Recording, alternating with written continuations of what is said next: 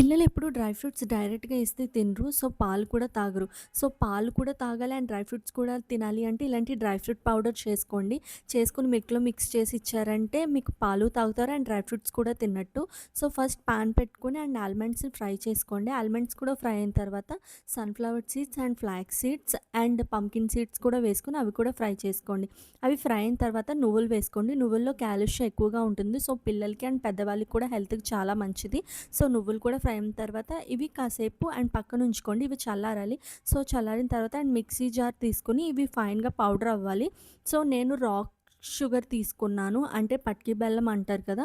So, ఆ పటికి బెల్లం తీసుకున్నాను. తర్వాత మిల్క్‌లో మిక్స్ చేసేటప్పుడు ఎక్స్‌ట్రా షుగర్ ఏమి యాడ్ చేయక్కర్లేదు.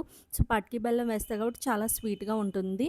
ఇది పౌడర్ అయిన తర్వాత అండ్ ఒక బౌల్‌లోకి తీసుకొని ఫ్రిడ్జ్‌లో పెట్టుకున్నారంటే మీకు చాలా రోజులు ఉంటుంది. ఇది పెద్దవాళ్ళు కూడా తీసుకోవచ్చు. అండ్ ఎవరైతే కాళ్ళ నొప్పులుంటాయో వాళ్ళు కూడా